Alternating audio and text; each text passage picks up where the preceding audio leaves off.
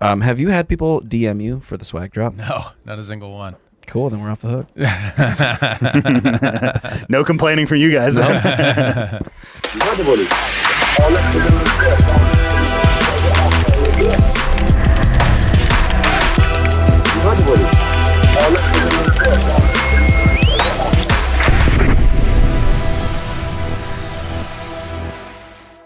Hey everybody, welcome back to the first episode of Human Reaction in 2025. Happy New Year. Hope you had a great holiday season. Thank you for bearing with us as our schedule got a little wild through the holiday season.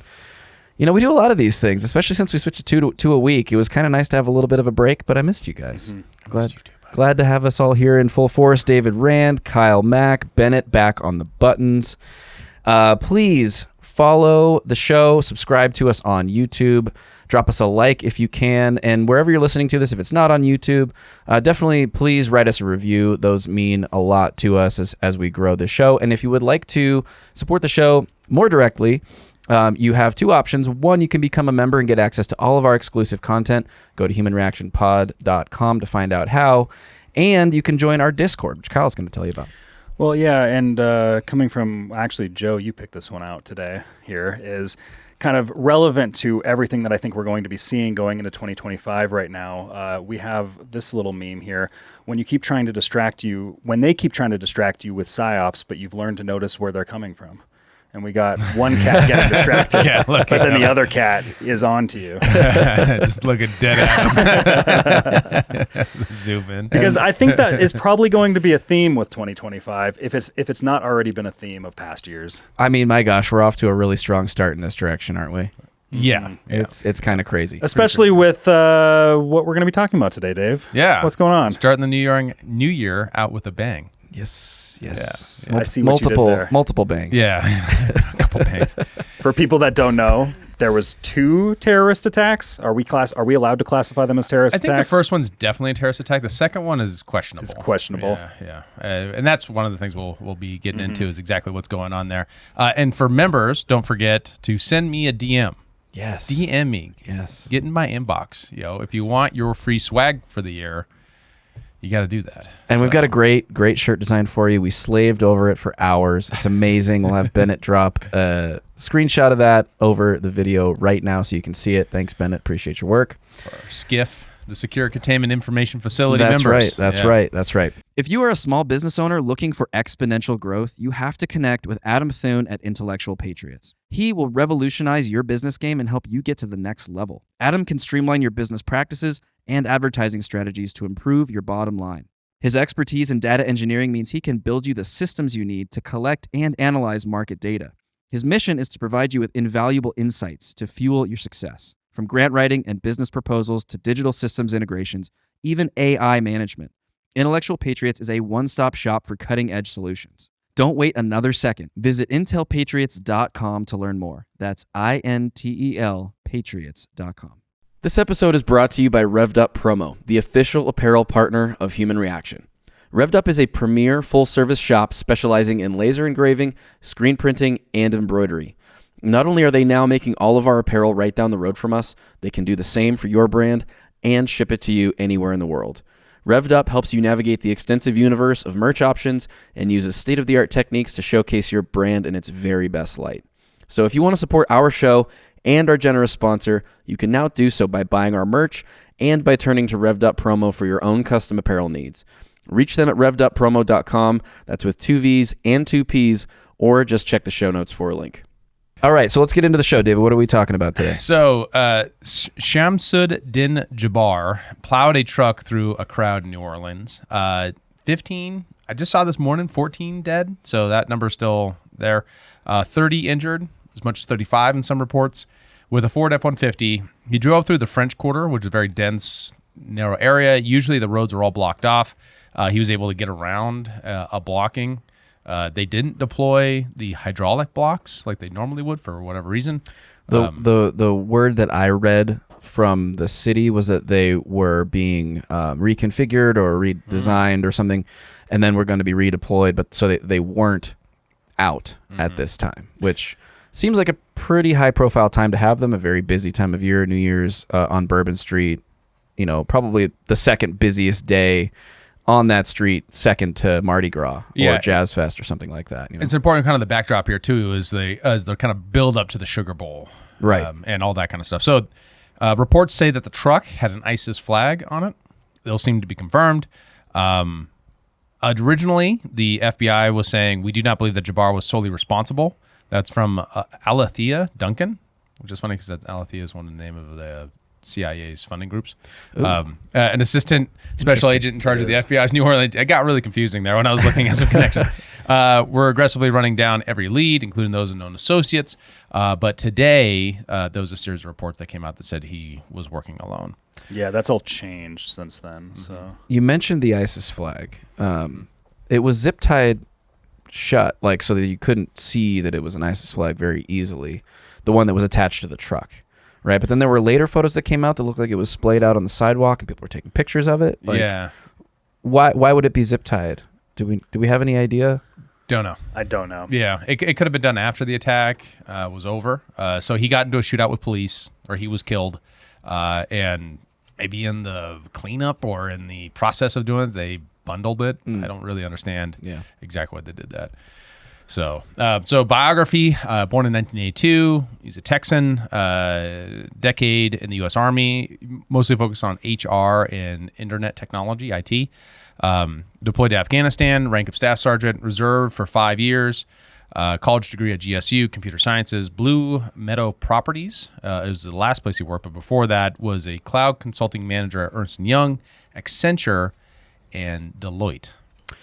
Deloitte. We've heard The that Deloitte. name before. Yeah. We'll dig into that. We'll dig into that. Yeah, okay. Yeah. Hold tight. So he had 2 girls from his first marriage, which ended in 2012. In 2022, he had a second divorce, which bankrupted him, according to the New York Times. He now lives in a rundown trailer park. You're broke! Think about this. It's kind of the arc of his life, right? Got him. Got him. He gets out of the military, gets his degree. He goes to work at Ernst & Young, which is a pretty big company, moves to Accenture, and then Multi-dollar company. it's kind of unclear. It's kind of unclear when he goes to Deloitte, other than that he was working there in 2022, so pretty recently. The salary there, according to defense or to the divorce filing, was $125,000. But he couldn't make the payment on his mortgage, apparently, because of alimony from his first marriage and other issues that are in emails that got leaked to the press. So and then by this year, he's now living in a rundown trailer park. He can't get access to his kids. He converted to Islam somewhere along the line, maybe in the last year, according to known associates. Yeah, everything I've been seeing is that it's in the last 8 months that he's kind of just gone off the rails, and he's not like looking after his kids or not seeing his kids, and he got super involved with his Islamic faith just in the last 8 months. So it's like a recent conversion. And there's some parts of the story that aren't really well understood yet, as far as for his background. Was he raised in a Muslim household? His name obviously is Arabic. It means son of faith. It seems like it might have Ethiopian roots. But we don't really know what that means yet. And it's very possible he was raised in a secular Muslim household, or even a religious one, and then had his career, and now in his crisis moment finds religion, converts to Islam, and then travels to Egypt for 10 days in 2024. That's the other kind of connection there. Interesting. And then there is a motive of a video, for a video online, like a manifesto of sorts, but we don't have access to it, which is very frustrating. It got taken down immediately once he became the suspect. But we do have Joe Biden to summarize it for us.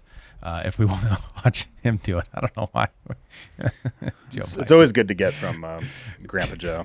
The FBI also reported to me that mere hours before the attack, he posted videos on social media indicating that he was inspired by ISIS, expressing a desire to kill. The ISIS flag was found in his vehicle, which he rented to conduct this attack. Well, there you go. There you have it. What a stupid son of a bitch. Oh, this is interesting to me that the video was taken down and that we don't have access to that information. There was a statement by Senator John Kennedy, where he is addressing the attack in New Orleans. I just threw a link in there for you. I'm pulling it right now. And very interestingly, he says, find these people, bring them to justice, and then release the information to the American people, tell them the truth.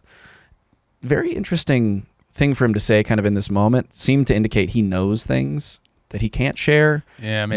that he wants, to be released at some point. So, but it's a great question. What would the reasoning be for keeping that video from the American people? Well, it's classic. We get censored on all like manifestos of school shooters and stuff all the time. Yes, but why? It's always like the argument is always copycats, and you don't want the ideology to spread and yada yada yada. But it would be nice for us to live in a functioning democracy, quote unquote. It would be nice for us to be able to have that public information so that we can like make determinations on like who we're voting for in the future and things like that. Like it would be useful information to know, right? But let's have a look at this real quick. Here's what I want to ask from the federal government. Catch these people. Catch these people. And then tell the American people the truth. Now, I don't want you to tell us yet anything that's going to interfere with your investigation. And there are things that I've been told that I think are true that I'm not sharing with you today because it could interfere with their investigation. But after we get to the bottom of this, they need to tell the American people the truth. And the people in New Orleans the truth. And the people...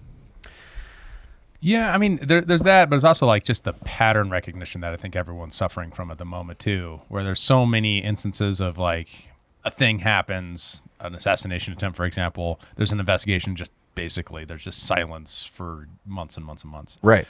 And so you think he's calling on the federal government to tell the truth because we haven't been told the truth about a lot of things that have happened. Or just like there's just like a very little disclosure, very little revelation that comes out of it for people to really wrap their heads around to explain what happened. It's like they're going to put the full force of the federal government into an investigation, but it's like, what does that mean? Yeah. Like, well, what is that going to get out of there? For Like, another, they're going to have a committee hearing on something? It's like, okay. Yeah. I mean, and I guess it's also bears noting too that this current White House administration and federal government apparatus really only has another 18 days of operation until the inauguration, and then there'll be turnover, and who knows what happens to the investigation through that period of time. Right. But so the timeline is going to be tough. I mean, so the last time this happened and the guy actually survived the attack was in 2017, and I'm not going to even pronounce the guy's name, but he was sentenced to life in prison in 2023. So from 2017, it took all the way to 2023 for the actual court proceedings to go through, the prosecution, for killing 8 people by intentionally driving a truck into a Manhattan bike path. So that was also ISIS-inspired, apparently. More recently, a 50-year-old doctor from Saudi Arabia rammed a car into a Christmas market in eastern German town of Magdeburg, leaving at least 2 dead and more than 60 people wounded. Yeah, so we're noticing a pattern here of this kind of methodology of attack happening around the world. Yeah, I mean, as far as like, and then there's earlier ones. There's the incel attack in Canada from a long while ago. Obviously a vehicle is a deadly weapon when placed behind the right person, We need a car ban. Yeah, I think we need a car ban. That's also the thing too is both this attack here and then also the CyberTruck that we'll get to later in the episode, both of them were rented off Turo. So there's also that. Joe. We're going to see a Turo crackdown. Turo crackdown. Are you saying I need to start profiling my my renters? Yes. My that dad would not help you in this case because one of them's named Matthew. I know. My dad texts me the same thing. He's like, "Be circumspect." I'm like, "What am I supposed to do? Like, I don't want my car used in a terrorist attack, but how do I prevent this?" Exactly. I have a tracker in it though, so Could you insurance rates might go up because of this. It's true. like, you got a Turo vehicle. It's like, ooh, don't know. Uh-oh. Might be used in a terrorist attack. Oh, come on. It's been twice. It's been only happened twice. Classic. Statistically relevant. Depends on what your denominator is. True. So we're noticing this pattern, and recently, so the Shawn Ryan Show is a prominent podcast. Shawn Ryan is a former CIA agent and special operator. He had a guest on. He had her on several times. In fact, she does a lot of research for him. Her name is Sarah Adams. She's a former CIA targeting officer and still works in that space, gathering intelligence on terrorist groups in the Middle East. she was recently on his show and was talking about how many trained Al-Qaeda terrorists there are that are inside of the United States. She says, by her best estimation, there are over 1,000, possibly more, maybe less. Al-Qaeda could be sort of bolstering that number to make it seem more formidable. But many of them, she says, entered the United States through the Darien Gap down in South America, traveled up through the open border, and are now inside the country, probably seemingly to perpetrate other attacks like this in a variety of different ways. And we've got a clip from her talking about that where she gets into more of the details. How many fighters do you think we can expect in each attack?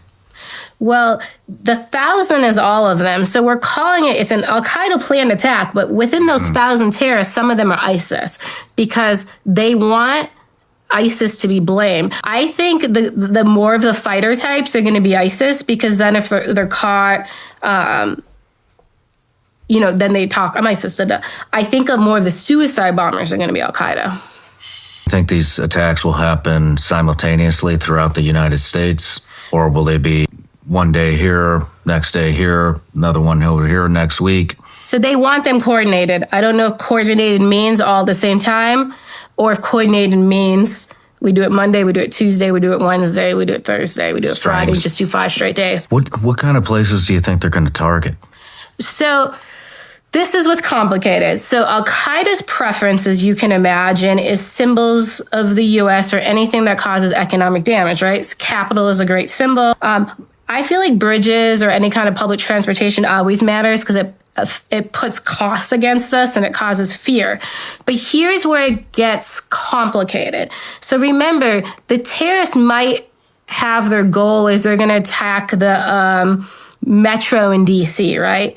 But remember, some of these terrorists are going to be ISIS. And remember, they can change location. So the ISIS guy might go down the metro and say, there's not many people down here. I'll kill 20, but there's a event going on.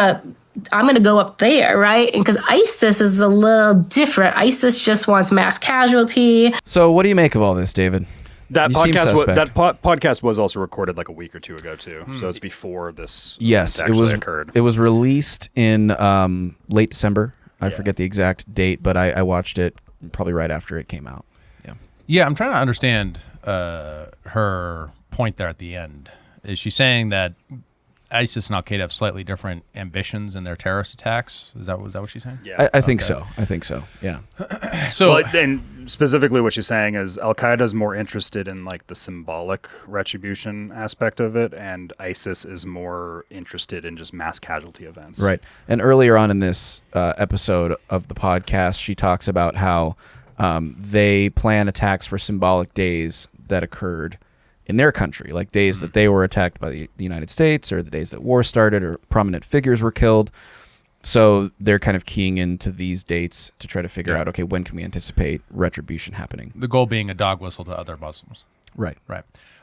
So at least part of that does pattern match with some of these things. If you use that as a mental model for terrorism, you're saying like terrorism follows this pattern. We're going to like overlay that as a rubric or a heuristic for saying, okay, is this an ISIS attack for real, or is there some other motive going on there? Mm-hmm. Is popular area, important date, mass casualty, connected with ISIS. Right. So that could be it.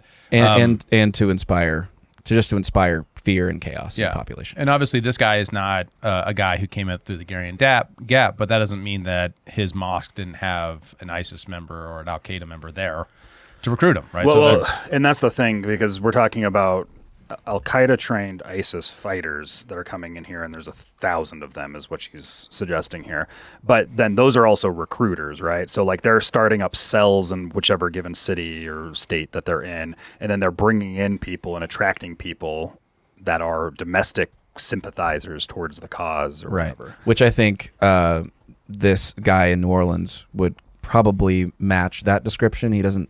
Obviously he's an American citizen, not necessarily someone who illegally entered the country on a fake passport and is planning some attack, who was, directly trained by Al-Qaeda in the Middle East. Well, and he's in a current resentful mindset in the moment because he is bankrupt from his second wife's like divorce and everything. So he is in a very suggestible state right now to join a cause for the sake of changing his life and doing something, like I see the psychological route that this would take if everything that we currently know is the correct. Right.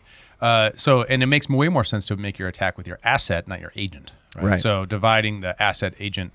The asset is the person that you can make disposable to do a terror attack, who has less to lose. If he goes away, there's not more recruitment, so you keep your agent on the ground recruiting. Right. Assumably, they go dark as possible because the FBI is going to be going through all of his contacts at the mosque. For sure. Yeah. So how has the media been covering this so far as you guys have seen? Well, a car killed people, Joe. That's what happened. Cars are dangerous. So AP guidelines suggest that you don't want to use an inanimate object to give it blame, but goddamn, did they do that? So at least 10 people killed by car driving into crowd in New Orleans. So it's not a man driving a car. Witness tells CNN a vehicle slammed into a crowd in New Orleans. So a lot of these, to be fair, are before you know who the person is. Trump fell down at rally. There's something very suspect about the way they title these things, and people are noticing. They did the same thing with the BLM fella that drove into a Christmas parade in, I believe it was Minnesota or Michigan. Oh, yeah. In like 2020, 21. They said, SUV kills dozens of people or whatever. Yeah.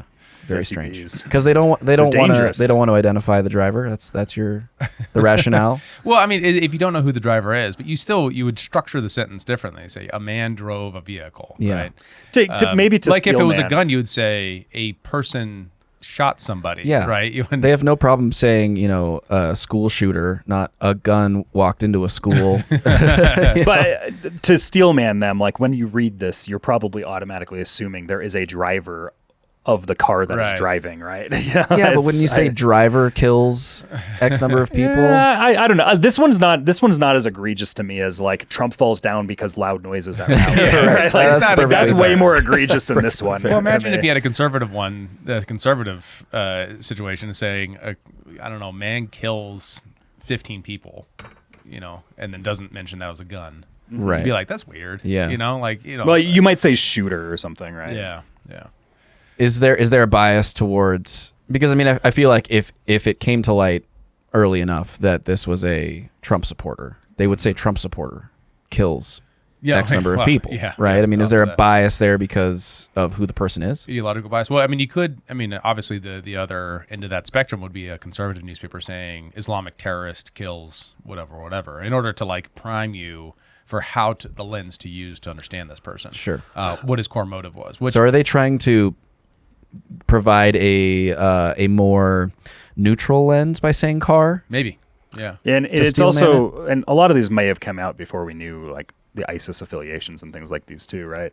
Right. But this was early. There could also be an argument too of like you might not want to say ISIS member kills 15 people with car in New Orleans or something. You might want to just say driver or car driving because putting out the ISIS member thing instills the fear that the ISIS people are trying to instill.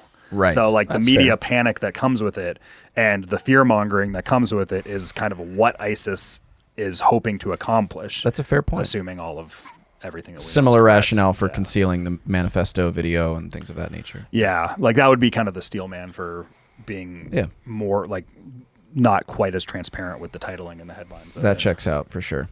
So, well, since we don't have the manifesto video, what do we know about why this driver did this?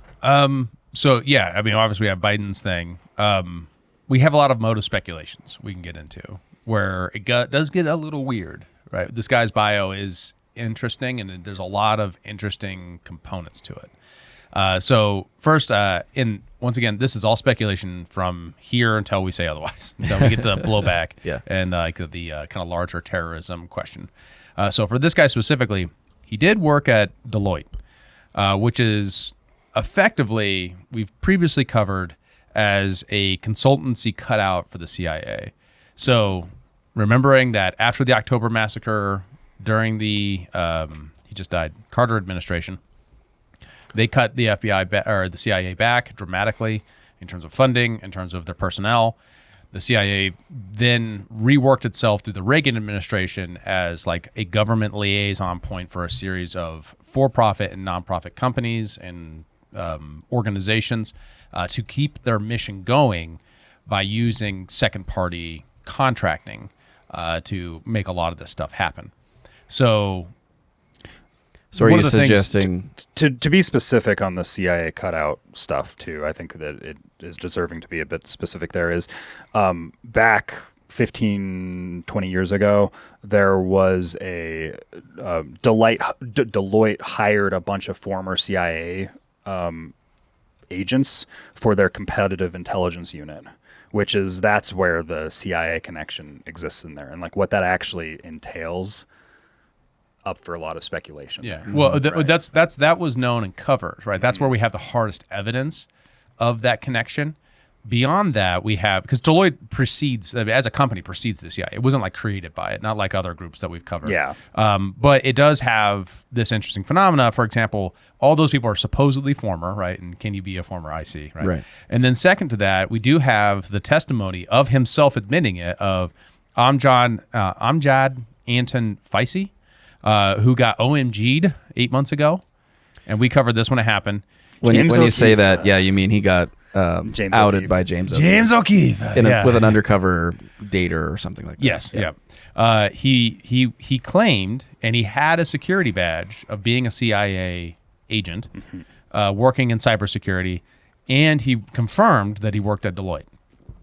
So that is a really good evidence of Deloitte being not just there's some noticing to be had there. Yeah, not just their competitive intelligence or whatever, former CIA, but rather active CIA agents working there as cover for doing operations, right?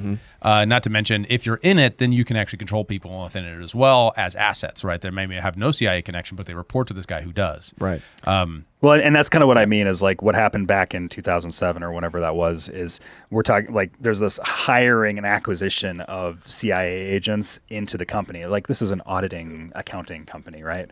It's like a corporate consultant. But then, so like, it begs the question for a long period of time there of like, well, what's actually going on there? Like why specifically, we're going to hire a bunch of CIA guys, right? What's actually happening there? And then when we have the James O'Keefe OMG thing, you're just like, oh, there's an actual CIA with the badge guy there that works directly for Deloitte. It's like, okay, what's happening there? Yeah. So like that part of the story was something we focused on, but the larger narrative was him talking about withholding information from former President Donald Trump while he was in office, that the CIA did that, and suggested that intelligence agencies, including the CIA, were still monitoring Trump and his associates. So those are two things he suggested in his date. Now maybe he was just talking shit, but I don't think it was untrivial, right? For sure. So, So the other part of that is, why did he get a job at Deloitte, meaning Jabbar? Jabbar has a background in HR and IT, and then you get a job which Deloitte says was in business development. So you work in IT and HR for the Army. You get out, you work in IT for Ernst & Young, and you do something for Accenture. We don't know yet exactly what that was. And then you get a job in business development for Deloitte. Yeah, it's a bit of a career shift.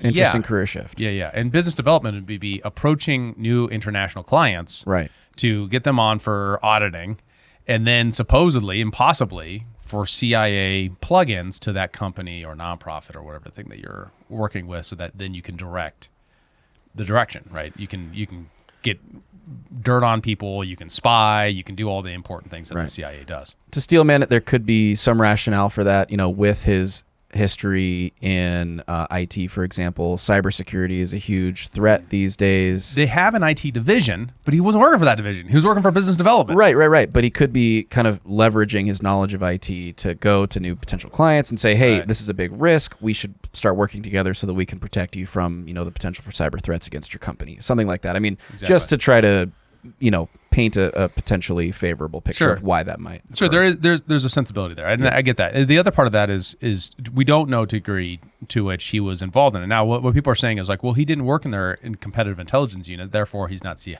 You can't say that, right? Yeah, you can't. I mean, can't necessarily say that, because that's not how shadowy organizations that work by secrecy work, right? Right. Plausible deniability. They're not just going to be like, "Hey, this is the special CIA unit right here." Like, it's like look at how things worked with the Twitter files and how embedded they were into everything like that. It's not like this is the CIA division of Twitter, Right? It's No, like, there's no CIA FBI connection to Twitter because there's no special CIA FBI special unit inside Twitter. yeah, except the chief counsel for Twitter was a former FBI like higher up, right? Wasn't he in legal, like chief counsel for the FBI or something like that? Mm-hmm. Yeah.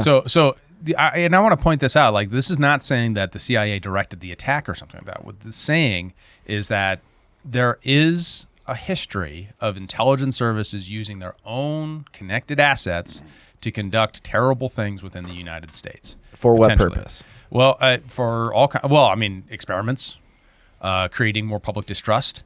That's what MK Ultra was, and in some levels, right? Some of it was trying to create mind control. Some of it was specifically putting drugs into the streets, psychedelics into the streets to see what would happen. Right. Right. And to create the sense of chaos and culture and all that kind of stuff that would disrupt the hippie movement so that you could conduct your foreign policy. Right. Now, classic neo bros. So what if we just dump LSD in the streets, bro? What are they gonna do? It's gonna be crazy. Well, and keep in mind that there was one CIA scientist who died under mysterious circumstances by being dosed LSD. To the point where he supposedly committed suicide or was pushed off a balcony. We don't know. Well, and that's the area where when you see these sorts of connections, you have to leave room open for some crazy stuff to be possible. It might not be as simple as what it seems. Right. Of just like, just ISIS guy doesn't attack. There could be other things at play here. Well, and like again, he's not just an ISIS guy. He's former military, right? Yep. He's worked at Deloitte. Like we've got all these little data points that suggest that there's more to his story than just guy going through a divorce. He's distraught and he just adopts religion and becomes a terrorist. Like that's a very simplistic narrative. It's a prime target for something. It is. If you're going to use somebody for something, that's a prime target. Exactly. Right. And if the inspiration was simply, that it happened all organically, it's possible. But there's also all of the secrecy then kind of opens this door to speculation about this. And there's another piece of this too that I think is really worth noting. Going back to the Sarah Adams interview on Shawn Ryan, she talks about in other parts of that podcast how much money we're sending to Al-Qaeda, to the Taliban, to like high up individuals in that organization, like to the tune of tens of millions of dollars a week, like $40 to $80 million a week to the Taliban, not Al-Qaeda, right? to all sorts of figures within different networks and governments, if you want to say that about the Taliban. But so to that point, we're sending them money. The government is sending them money against like international law, basically, and cultivating or allowing them to cultivate whatever they're doing. We have individuals coming to this country, upwards of 1,000 potentially, who are going to start carrying out these acts. Like that to me is another link that sort of I won't say incriminates, but it incorporates CIA involvement into what's going on. So you have to consider that. And I think there's a lot left to be desired, especially in the Sarah Adams interview, where she's saying like the intel agencies, the government, the administration aren't taking these threats seriously. So if they weren't doing that, why? Yeah, why aren't they taking them seriously? Yeah, that's a good question. It seems like to me that the theory could go that this is the unintended consequence of those things, right? Or it could go to you have factions of the CIA that are doing one thing and another faction's doing another thing, and because of plausible deniability, they actually don't even know that they're the other one's doing it, right? With different. It's a very generous view, David. Well, I'm still manning right now. And that's fair. But also, these are huge organizations with a lot of different departments and units doing different things, right? I mean, obviously, not everybody knows everything that's going on with every single department within a massive bureaucracy, right? Actually, we know this, right? So, like the National Endowment for Democracy is the DNC wing of this. There are RNC wings of the CIA and these intelligence communities as well. So, the different political factions also play out different games that they're more interested in. Well, right? Also remember our thesis of Bashar al-Assad with the unit with the the fact-checking unit Yeah. in Syria.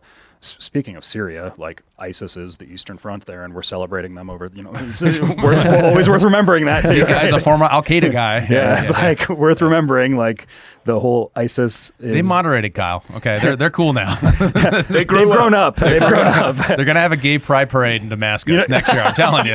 When I was beheading people, I was in my 20s. Things got a little crazy. I was a little radical.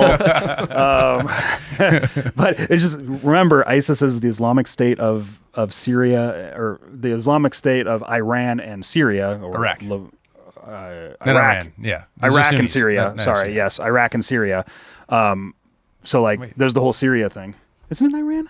No, because the Levant goes into, because it's actually ISIL. Yeah. Like it's supposed to be of Iran and the Levant. Right. So, and Iraq is part of the Levant. Yeah, it would include right? Jordan, it would include Syria, it would include Israel, all those areas. It is Iraq and Syria. Iraq, yeah. It is Iraq? Yes. Yeah. I guess that makes sense because of the Sunni-Shia divide. Yeah. So anyway, My lots computer of just, lots of blew up on me. ways for the intelligence agencies and the broader network of NGOs and other things to be involved, and maybe in ways that are leaking out in unintended ways. So I will grant that it's possible that it's I'm not saying it's like, oh, the CIA did this. That's not what I'm saying. But there's just a lot of involvement, a lot of money flying around, and obviously not enough oversight of what the unintended consequences could be, particularly, of our just general foreign policy in the Middle East for the last 30, 40 years. Right. Well, and there is one theory that I want to note out for the direct involvement there. And this kind of happened immediately, and some of this is kind of clumsily done, which is this guy was MK Ultra, right? There's the psychological operations on an individual to cause them to do a crazy thing, right? That is the theory in Chaos, right? The Secret History in the 1970s is that the guy wasn't motivated by Helter Skelter. What's his name? Manson. Mm-hmm. Wasn't motivated by Helter Skelter. Is actually a psychological operation directed by agents within the CIA. And I want to note that the heart attack gun, when it happened, was a sci-fi weapon, right? It wasn't known by the general public, and you can just play it and we can just watch it real quick, just to remind everybody. And I'll just talk over it if you want to mute it, Kyle. That this was an impossibility, that you could use a gun to deliver a chemical to somebody that would cause them a heart attack, right? Until it came out in the church committee that this is a thing that they had in hand. And what it is, too, and was used. Just to recall, is a really thin, it's like, as thin as a hair, basically, but it's a tiny little piece of ice that contains a toxin derived from shrimp. And it fires into them, and the little ice bullet will go into your skin, only leaving the tiniest little red bump that a medical examiner would never detect as a potential reason for someone dying, right? And then the toxin obviously goes to the heart, and it gives you a heart attack. Right. Well, Crazy. but it's like I've said in the past, is everybody that I've ever talked to or heard from of people that are involved in military weapons and intelligence programs and things like that always tell me, expect 4 decades of military weapons progress beyond what you currently are seeing. Yeah. And if you're supposed to take that seriously, what does that actually look like? Because this was a sci-fi weapon at the time. Right. Like this is something that was classified, right? Mm-hmm. We didn't know it existed until it was declassified for us in front of Congress. Right. Mm-hmm. Right. So what is it now? Well, the MK Ultra theory is that they still have psychological operations, that they can put something in your food or install something in your house or shoot you with a little gun that just makes it feel like a mosquito bite, that delivers chemical toxins that will make you crazy. Right. Yeah. So if you so we're highly suggestible and things like completely. that. Right. So this is a guy with connections to Islam who is formally, connected to the agency by Deloitte, who you want to have a motive of causing fear, chaos, method to lead up to a major flip at the FBI and DNI, right? So we have a major threat happening to the intelligence community at the same time. This was speculated by Clint Russell. You slip this guy a psychotic inducing drug, install it at his house, into his food, whatever, and next thing you know, something happens. You just spark that. We exist for a purpose, right? If you're coming after the censorship industrial complex and they want to keep that going, Well, the original function of the censorship industrial complex was to keep this from happening, right? Supposedly. So they have this, there is a motive, there is a thing there. We don't have material evidence in this case, but we have a pattern of history that puts the CIA in a situation specifically to do this. They have the means to do this, potentially. We don't know that they do, but we know they have the incentive and they've worked to do it in the past. So, there's a case to be made there. Now, we don't have any evidence. It's highly speculative, of course, but we want to, at least if you're not going to become captive to the very phenomena of plausible deniability, you have to speculate into that space and say, like, well, that's always a possibility. Tell me I'm wrong, please, CIA. Please tell me I'm wrong. Yep. I mean, the CIA had a program to investigate if they could do psychological assassinations, like if they could kill people with their brains. Like when you realize that that's something that was on the table for studying, is like a lot of things are on the table. Yeah. Right. Well, now we know. There was just a video that came across my path in the last couple of days of a guy giving a lecture talking about how they have smart dust with nanotechnology that can penetrate the blood-brain barrier and can cause like hemorrhagic bleeding and basically cause people to have strokes. So heart attack gun 2.0 in that sense.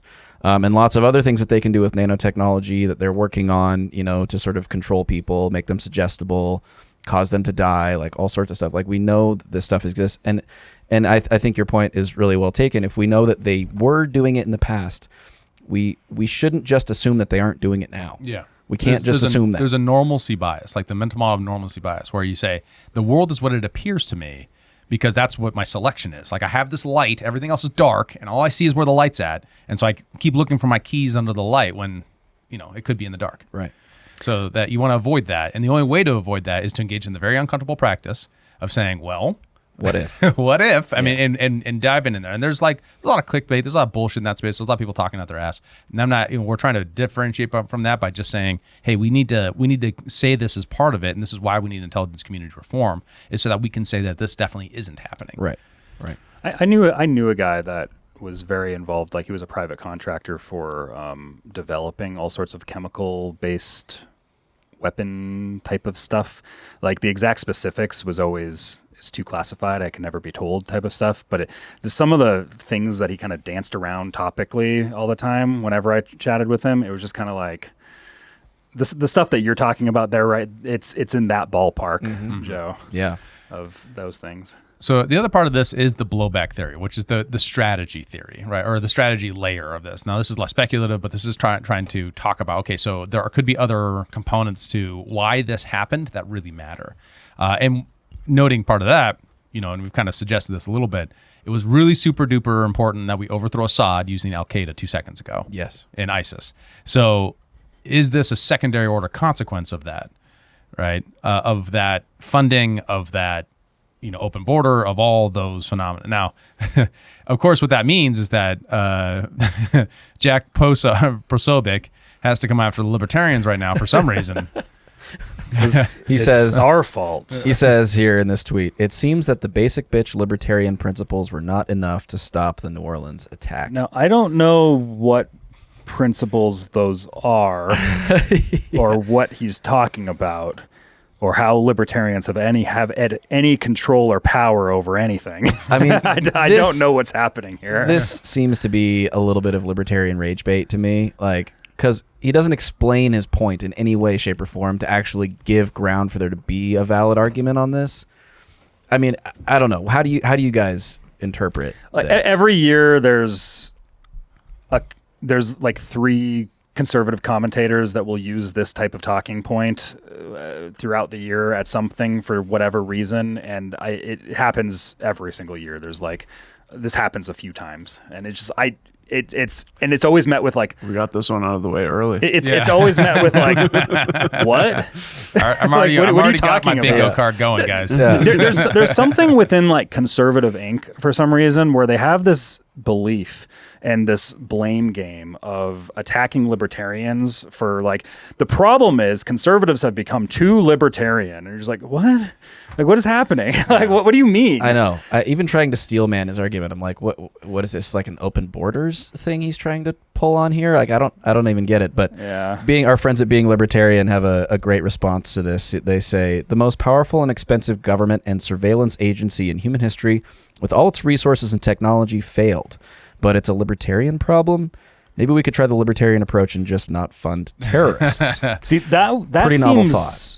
Radical. I wouldn't go that far. No. Crazy talk. That's a little radical. Robert Murphy has the best responses. No H-1B visa holder would have a take this dumb. Got him. But yeah, so like this whole blowback theory is an important component of this. You know, and this is like is Ron Paul right again? You know, yes, sort of thing. The answer is always yes. Always yes. So homegrown terrorism recruitment in the United States is also explained by this, right? You have so the theory is often kind of misstated. In Robert Pape's Dying to Win, which is like the most systematic study of suicide terrorism, it basically says when you have a country that's dominating your country, an outside force that is dominating your country, that has overwhelmingly superior technology, resources, things like that, you resort to suicide terrorism with religion being a tertiary justification for the underlying power dynamic of the overwhelming force dominating your people in your country, right? So the classic Ron Paul example of this is, what if there were Chinese troops in Texas and they were dominating people, and every now and then they'd go out and make a mistake and maybe kill somebody, and then that person happened to be related to you. Wouldn't you become a terrorist too and fight back, right? Right. So that phenomena happens on the identity level as well, and that's where the homegrown terrorism phenomena happens as well. We dominate the Middle East. The natural consequence of our empire is terrorism, and it's sometimes terrorism by our own people who, you know, in this case, deploy overseas and maybe see terrible things. And then they say, you know, to an identity that they sympathize with. And then they say, well, you know, maybe I'm on the wrong side. Yeah. Right. And then it's motivated by other psychological phenomena like resentment. And for the social order that they came up in, for the resentment, like I can't stay married and I keep getting divorced and I get poorer and poorer each time. Those sorts of phenomena all are motive to the underlying power dynamic that is affecting them. Yeah. And it's the power dynamic that we could do the most about, right? We can't remove the terrible, you know, situation when it comes to, you know, alimony and people, you know, going bankrupt because of marriages, right? That's a much more difficult problem to solve sociologically. But we can stop the empire, right? And the question is, would that stop terrorism? And that's always the debate, right? Because if they hate us for our freedoms, if they hate us because we're free, there's no way to stop that, right? Because we're not going to stop being free. Right. Which is a very convenient reason to cite to basically continue the wars on terror in perpetuity. Well, and a lot of things become symbolism fights, and that's something that, you know, when we're talking about the distinction there with Al-Qaeda and ISIS, like Al-Qaeda really cares about the symbolism, and she mentioned it, and Sarah Adams, she mentioned it, talking about like they target symbolic places for the sake of that. And it's like, even when we go back to last episode and we're talking about the H-1B stuff, like that's kind of what happened with Elon and Vivek, is they stepped in the middle of a symbolism fight with their like logic and their reason, right? Yeah. And that becomes having a thing where you're like, where you're having a very radical position of being like, I think immigration should be more than zero and less than infinity. Like that is in the middle of a symbolism fight. It's like, well, you can't do that. That you're stepping on too many toes with that. Right. And that's what happens with terrorism, is everything becomes about the symbolic and the psychology. And you'll use religious principles to kind of masquerade everything, but everything is about the actual symbols themselves. And those are going to war at each other with each other. And there's no doubt that those symbols do derive religious undertones and do originate in religion, but the important difference between those who do terrorism, those who don't, is to the degree to which they are seeing the power dynamic play. That's why, even though there's a lot of Muslims who support terrorism, right, only a very small minority do terrorism. They're the woke ones. The ones who notice the power dynamics. The postmodern. We got woke terrorists out here. Woke terrorists. He didn't dye his beard. I don't know. I don't know. The ones throwing gays off roofs. I don't know if I could call that woke. Yeah, right? It's just a different brand. just new branding. Of woke. We got all kinds of new woke kinds coming up. We got woke right now. We got woke terrorism. It's a whole thing. It's a plague. Another part of this that is interesting, and just to highlight this, that the U.S. government spent $500 million on fake Al-Qaeda propaganda videos. Fake. Yes. Well, fake in the sense of like They just made them? Yeah, they made them. They spent $500 million on fake Al-Qaeda propaganda videos that track the location of viewers. Bennett, do you think we could get in on some of those contracts? This was 2016, so I'm not sure if they're doing this still, but yeah. They hired a UK-based PR firm to produce and disseminate videos during the Iraq War. Wow. So, and this was once again like if it was fully converted with no outside help, no terrorist cell that snuck into the country and got into his mosque and convinced him, even if it was completely online. What if the videos he watched were the ones that we made? Isn't that so fucking bizarre? Let me understand the purpose of this. Okay, just 1 second. Let me just make sure my brain is correct on this. So they made fake terrorism videos, like recruitment and promotional videos, for the sake of tracking the people that watch them. But then they didn't really think about the like, oh, this might actually inspire people. Like they're solely focused, like they're linear thinking. This is how we're going to track the people that find them. Right. Okay. Right. Just making sure. It's kind of like we're going to stop homegrown terrorism by convincing a bunch of people to kidnap the governor of Michigan. This is $500 million. Yeah, $500 million. Just a casual half a right, bill. so you kind of create the terrorism that you want. Now, this is actually a theory of, and has some evidence. What do you call of it? Julian Assange. The self-licking ice cream cone? Yes. This is a theory of Julian Assange that, and this is specifically in the Carter cables release, where he kind of summarizes the findings of the Carter cables, which are a huge dump. As an effort since the war on terror. Wow, on terror. Fuck you, Terra. Wicked fucking terror. Kid. I became Bostonian all of a sudden. I was going to Aussie. As a collaboration between the CIA and Saudi Arabia to create a Sunni, terror problem in the Iraq to Syria area that became ISIS. So he says the CIA created ISIS as a strategy to draw Sunni extremists to an area so that we could fight them and thus continue, the clean break ambitions. God, does that make sense? It's just genius. Yeah. It's just total genius. Well, I mean, there's from their point of view, yeah. I mean, from the point of view is like, if what you want is to control the Middle East and have a constant problem to solve, one of the things you do is spend $500 million on fake Al-Qaeda propaganda videos under the idea that you're going to track the location. Not only do you get the location so you can go fight them, but then you get to select out of that population and continue the churn of war and problems in the area so that you can continue your budget. Yeah. You can also be like, hey, look, there's all these promotional videos. They're doing mass recruiting. Right. Well, even though you're the one paying for them. Yeah, and it takes the pressure off Saudi Arabia to need a actual leadership in the Muslim world to fight back against the West, because they say, well, we're not going to put pressure on the Saudi prince who is making all these compromises with the West and cutting deals like the Abrahamic Accords. Instead, we can put our focus and pressure on the people who are actually doing it, and you're going to select out of your society all those kind of disgruntled young men, and they're all going to go fight for ISIS, right? They're not going to try to overthrow Saudi Arabia. Yeah. No, right. So that's the motive, right? And if that's the motive, to what degree, if this guy got radicalized online, that this is an end result of those sorts of narrow, power-based hegemony plans. Right. I do mean it in both ways. Like, it's genius in that it's like totally moronic because of the end effects that we're seeing here, but it's also like really, really smart, not just because of the way that it, stabilizes Saudi Arabia in those ways, but also because it gives them something to look at here and say, oh, we need more funding for domestic terrorism efforts, or tracking online. It gives them more ways to pull for more restrictions on online speech and chat platforms or whatever. And who knows what's going to come out from how this guy was radicalized. I'm sure, we'll learn more about that in the coming days and weeks as this thing unfolds. But like, I think though? Well, I mean, we'll learn something. We'll learn what they want to tell us, which will be telling in and of itself. Which will be nothing.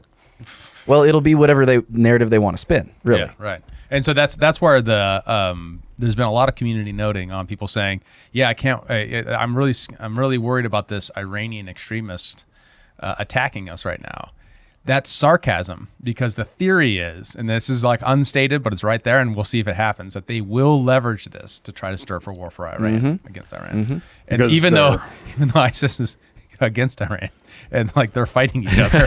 This is where it's going to go. Which is why me making the mistake of calling the I in ISIS Iran silly. Yeah, right. right. Like that it is Iraq because they're very different sides. The Sunni versus Shia, right? Yes, but I think this illustrates a real point of vulnerability for the American public is that the differentiation of Iran being against ISIS and all the factional stuff that's going on in the Middle East is totally not understood by most Americans. They're all brown people from a backward side of the the world. It's just they're sort of a homogenized mass of enemies at this point, and whoever it is, I don't really care. Just go get them. Like that's the sort of emotion that is stirred. When these are the people that we're kind of like drumming up and trying to stir up for conflict in the Middle East to be in this proxy war with Iran and things like right. You know, we're kind of antagonizing all these different factions within the area to drum up and become this thing in the proxy that we can fight or use to fight. Unless you're a Human Reaction subscriber, in which case you know the difference and you're smart, unlike all those plebs. All right, that's right. That's the difference. That's right. That's why we do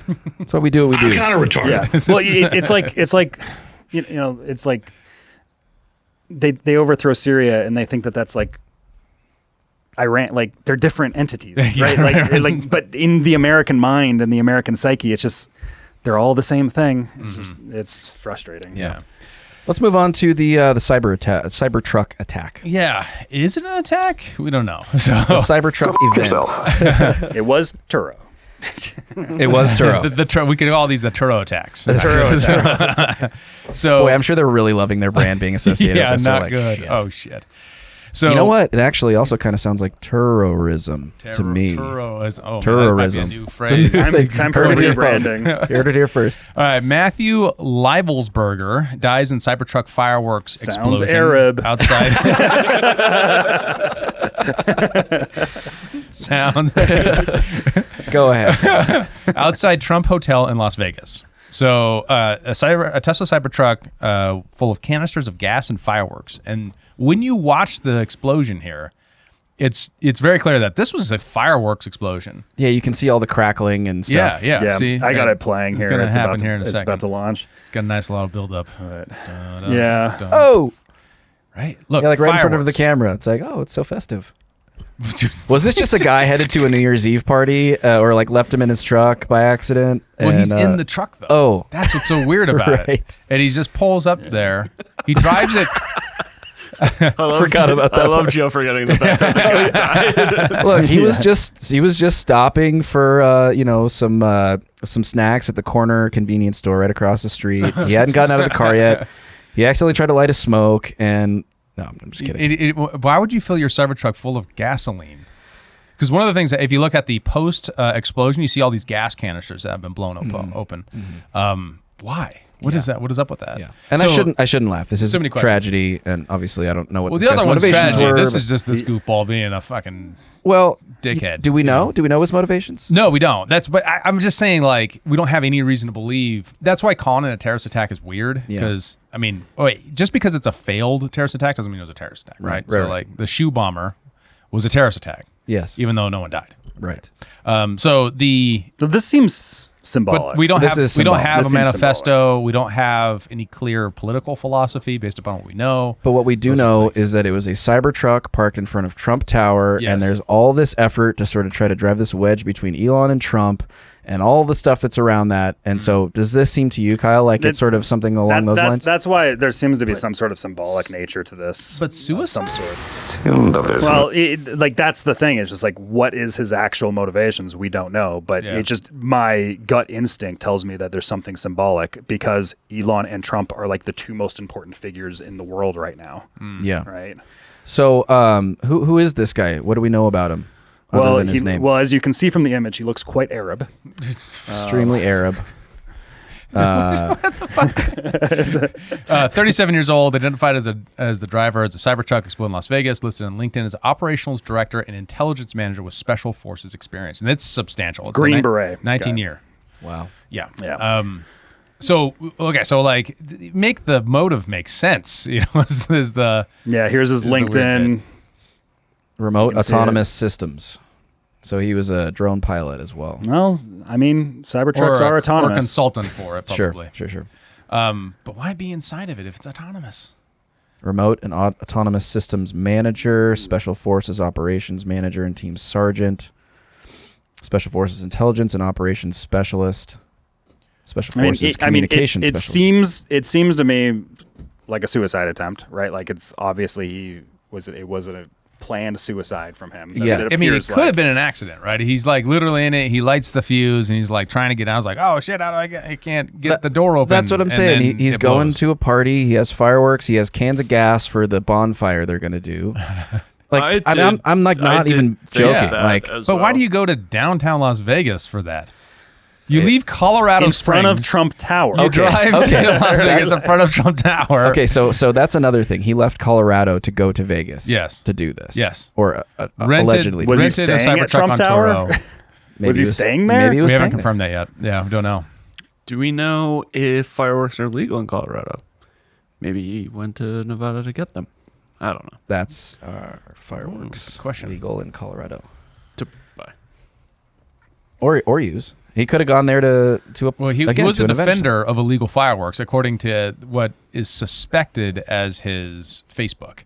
And that this guy Jordan Rohn defines it as a Trump supporter. But what he does is he does criticize John Bolton for basically being an ass. Yeah. So fireworks that explode or leave the ground are illegal statewide in Colorado. So maybe he was just doing a trip to pick them up. Maybe so. But why gasoline? I do kind of think the bonfire thing. I mean, I don't know. That might be it. That's actually a really reasonable motive. Really just trying to steel something out of this because we just know so little about it. It just makes no sense. It makes no sense.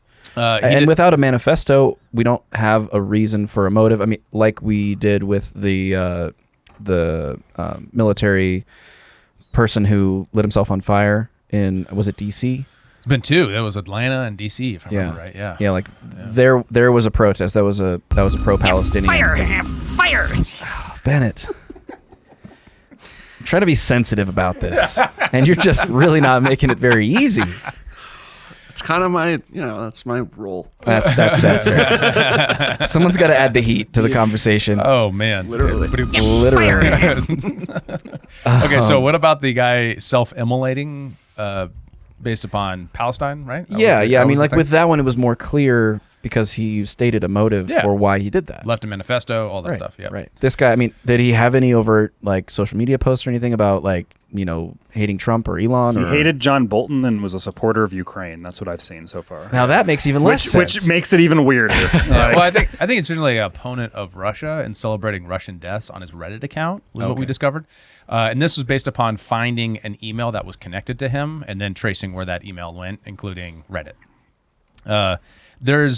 But that seems like a general military guy sort of thing, right? It's like this is the battle going on. Russia's an enemy of the United States. That sort of thing. This is also, the Reddit posts on that are also from 2 years ago, which is much more when kind of it was cool for everybody to be super anti-Russia and super pro-Ukraine and all that. Like in that starting few months, everybody was kind of in that milieu. Right. For the most part. Not us, but like the general populace. Like even the right wing was there, right? Right. But the right wing was just the first to stop being there. It would be extremely ironic if he was just going to Trump Tower because he likes Trump, and everyone's interpreted this as a terrorist attack to like stop Trump. He loves Elon, so he bought a CyberTruck. He loves Trump. He just wanted to see the Trump Tower while he was in town. Rented a CyberTruck. Oh, fair. And then everyone's like, "This is an attack against Elon." I'm like, totally backfired. Am I right? It's just he goofed off. He was smoking inside the truck, and it blew up. Well, if he did that in a truck full of fireworks and gasoline, Darwin Award goes to him. Right. Like, it could be just that, and that's one of the things too. Is like people are looking at like with all this special forces training, if he wanted to do damage, why didn't he do more damage? Right, like that. There's a weird. He didn't realize how strong the Cybertruck was. I mean, Elon did have a really funny tweet about that. He's like, knucklehead picked the wrong vehicle because, like, look, the windows at Trump Tower didn't even break. Like the truck contained it all. Apparently, it exploded upward, not outward, because of the body of it, the steel. Well, when I saw the video, my first instinct was like remembering Joe Rogan putting the arrow at. The broadhead arrow right into the side of it. Barely even dented it. Well, yeah, it's bulletproof, right? Well, yeah.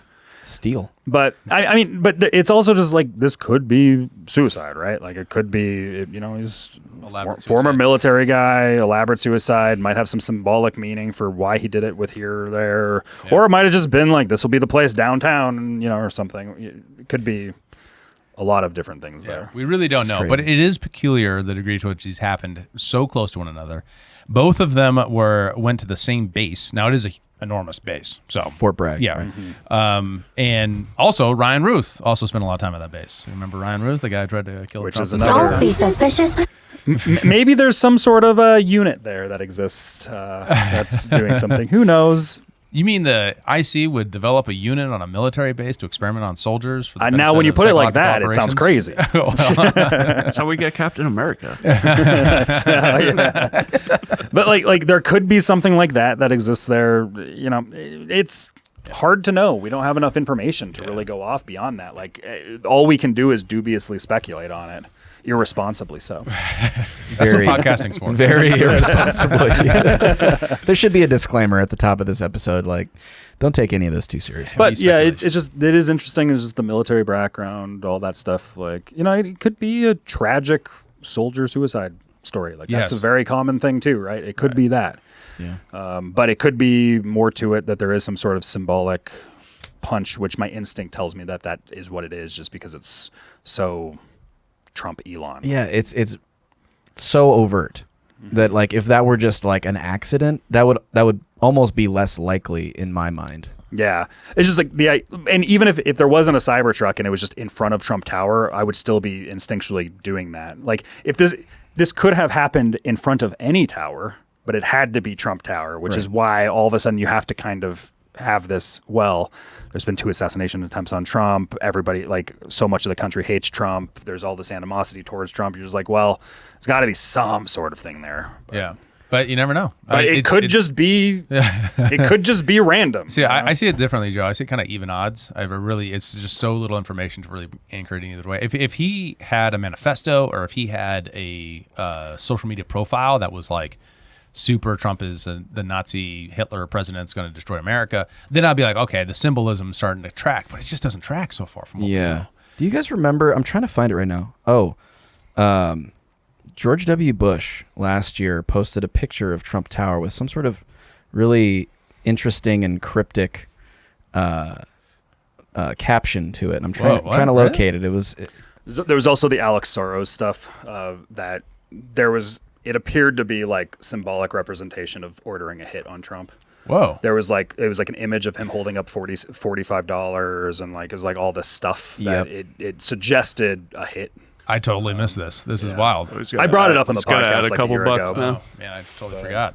It might have been $47. I can't remember, but yeah, there's a lot of that type of stuff. If you're a special operations major, why would you do suicide terrorism? Like, that's where that's what I was track thinking too when you guys said the suicide thing. I was like, he has multiple other ways. Unless it wasn't his body in the car. There's also really speculating.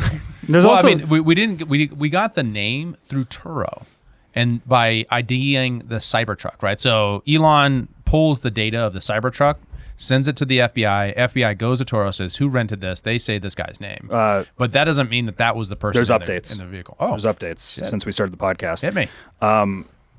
Las Vegas officials are saying that he shot himself before the bomb detonated. Whoa. Okay, that makes more sense.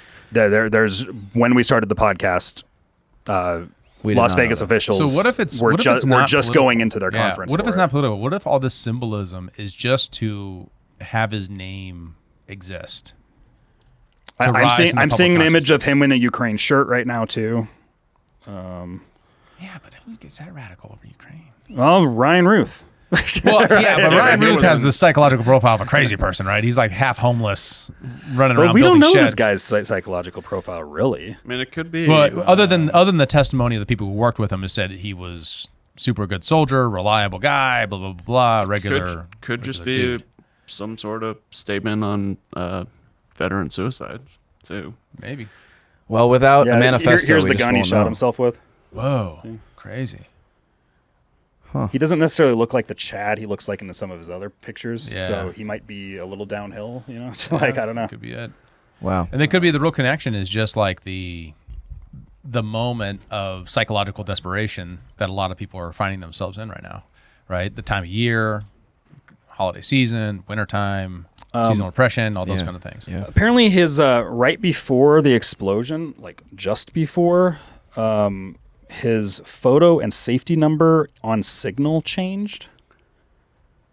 So like people that are connected to him on Signal, you know how you change your like when you get a new device, you have to change your safety number on Signal. Yeah. That changed like right before the explosion apparently, which is also strange. There's things that we just don't know yet, right? Like at this point in time, there's just a lot of stuff that's up in the air with it. Well, we'll have to come back around to it if anything more interesting comes up out of these stories and circle back on it. But that's what we know so far. Absolutely. That's what our suspicions are. Very specifically, I'm just going to say the exact quote is, he sustained a gunshot wound to the head prior to the detonation of the vehicle. So it does not specifically mention self-inflicted. I don't know how it wouldn't be self-inflicted with that, but... Especially since he's in a bulletproof car. And we have video of it. It's not like we see someone shoot him and walk out. Right. We have video from both angles. Well, we have video of moments before the explosion. Oh, shoot him, have Cybertruck drive him to Trump Tower explosion. Or just shut the door. Once you have autonomous vehicles involved, it gets really weird. That's the thing that we didn't even really talk about is like there's the autonomous nature. And also... he did autonomous work. His thing was autonomous. And autonomous yeah, it was like systems. drone stuff. Yeah. Whoa. So like there might be more to it than all that. Yeah. This is he getting could still deep. be at large. You know, it could be someone else.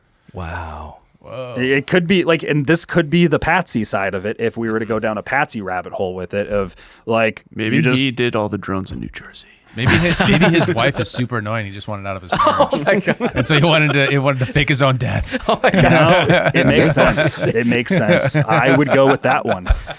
In this episode of dubious speculation, wasn't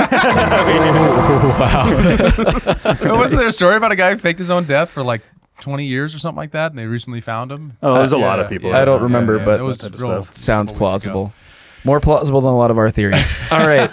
Before we get any deeper down this really sketchy rabbit hole, we're going to sign off for now, and we're going to do our one of our very infrequent and very special public Skiff episodes where we go through our bingo card selections for what we think is going to happen in 2025. So you can look out for that one on YouTube and everywhere else we publish our podcast. And if you'd like to get access to all the Skiff episodes, and there's a lot of great content in there, humanreactionpod.com to learn how to support us. Or if you're on YouTube, you can just click the join button right below this video, and that'll show you how to get access to the members-only content. For David Rand, for Kyle Mack, for Bennett on the buttons, I'm Joe Sheehan. This is Human Reaction. Thank you so much for watching. We'll see you in the next one. Thanks for tuning in to Human Reaction. Please be sure to like, follow, subscribe, and give us a review on your podcast platform of choice. And if you want to become a member and support the show financially, check out humanreactionpod.com. And remember... That got weird. That got crazy. I like when we speculate on things. Me too.